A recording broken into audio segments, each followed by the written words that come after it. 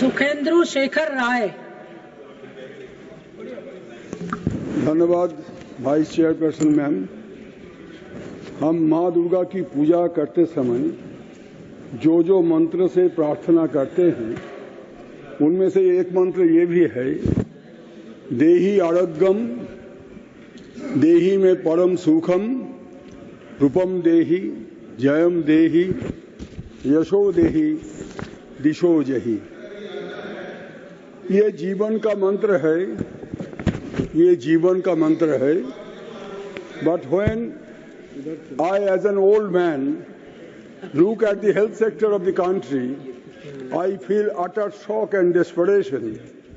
Why this feeling has crept in my mind? Ma'am, according to Global Cancer Observatory estimates, there were 19.3 million cancer cases worldwide in 2020, and India ranked third after China and USA.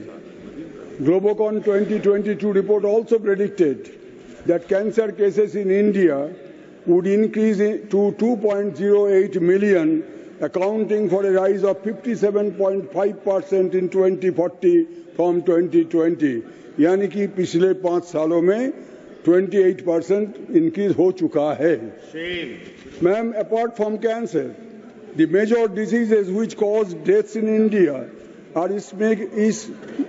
ischemic heart diseases, cardiovascular diseases, respiratory diseases, tuberculosis, diabetes, liver, kidney and asthma diseases, indicated by World Health Organization data published in May 2024.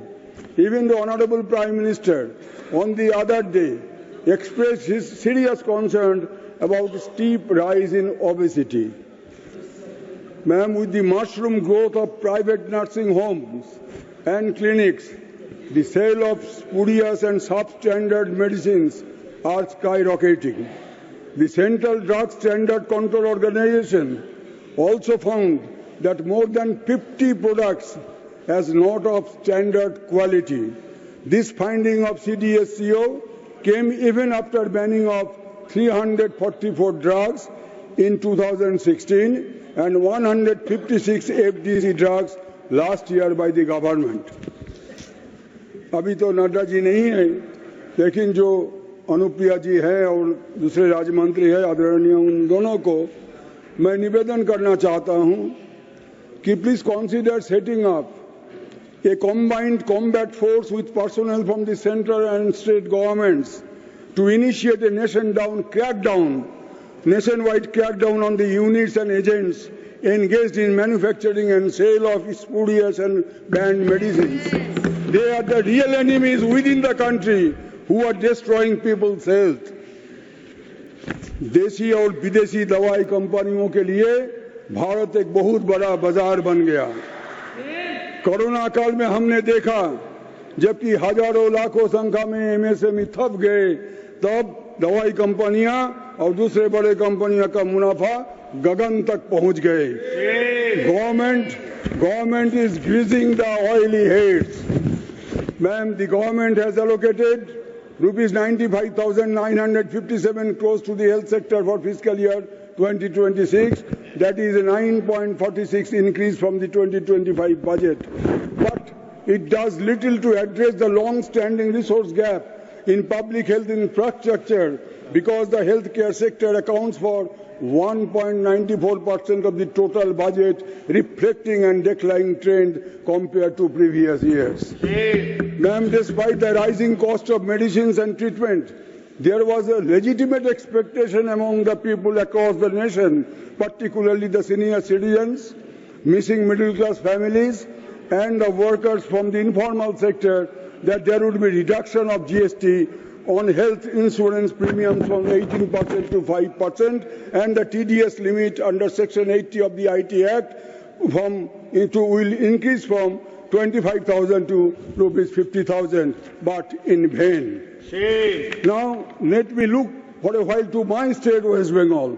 The Honorable Chief Minister of Bengal, Mamta Didi, had introduced Swasthya Sathi in December 2016, long before the introduction of Ayushman Bharat by Government of India. And Swasthya Sathi was acclaimed worldwide, like many other welfare schemes undertaken under the aegis of Didi. Today, 2,914 hospitals in Bengal are empaneled in Swasthya Sathi.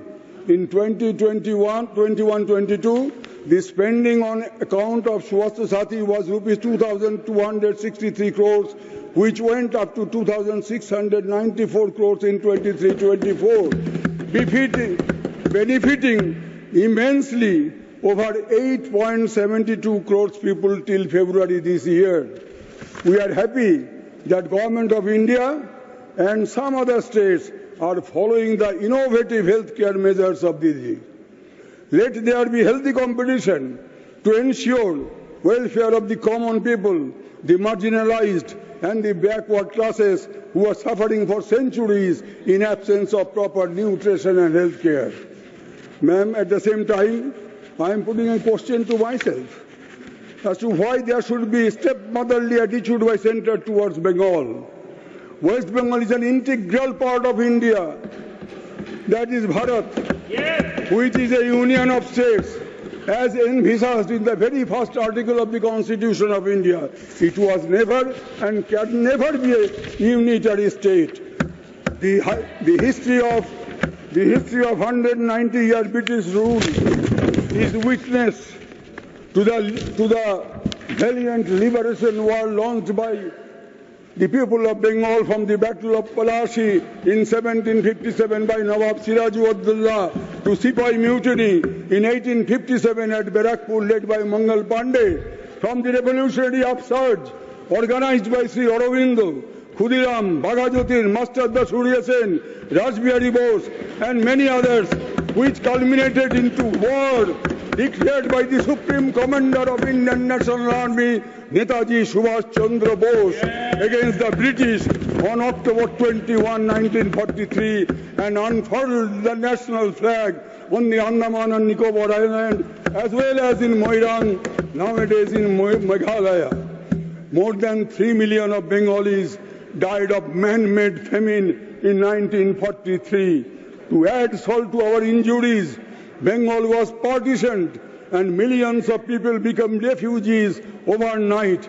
It continued for 3 generations to settle down and to live with human dignity. Why should we be discriminated against even after 75 years of independence?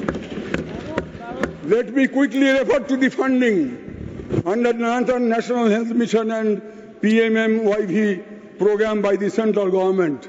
No fund under National Health Mission has been released by Government of India since August 2023 in spite of fulfillment of all conditionalities.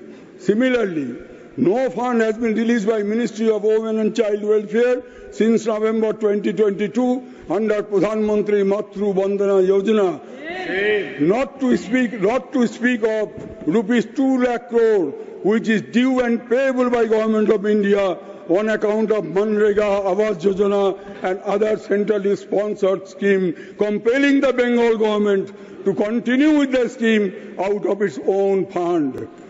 I had never witnessed such an inimical attitude on the part of the central government towards the poor people of Bengal in my 58 years of political life. This is going too far. अगले साल बंगाल की आम जनता इस आर्थिक भेदभाव के खिलाफ मुंह मांगा जवाब देंगे. Before I conclude, I would urge upon the government to take care of the increasingly environmental hazards, rampant use of dangerous chemical components in fertilizer, insecticide, pesticides in farming. Organic farming continues to be a beast. हम जहर P रहे हैं, पानी में जहर, पवन में जहर, खाद्य में जहर. क्यों ये?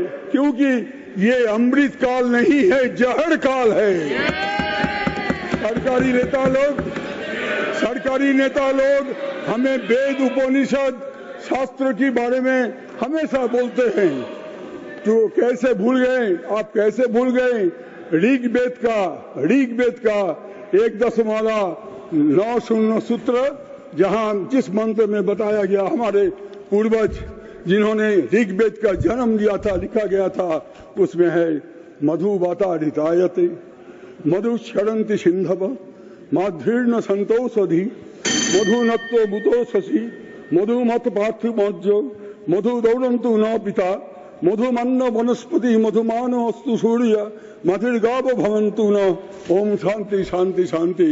मे the winds blow sweetly, may the rivers flow sweetly, may the herbs be to us sweet and beneficial, may there be sweetness during the day and night, may the heaven be sweet to us, may the fruit bearing trees be sweet to us, the sun be sweet and benevolent to us. Om Shanti. आप चिल्लाइए मत, अगर हिम्मत है तो government को बोलिए पर्यावरण को रक्षा करे, नहीं तो कोई दवाई से कुछ नहीं होने वाला है। ये बीमारू देश बैठिए, मंत्री बाधा डाल रहे हैं, मंत्री बाधा डाल रहे हैं, ये हो रहा है यहाँ, मंत्री बाधा दे रहे हैं। अगर हिम्मत है पर्यावरण को रक्षा कीजिए, नहीं तो ये बीमारू देश को कोई बचा नहीं सकता। धन्यवाद।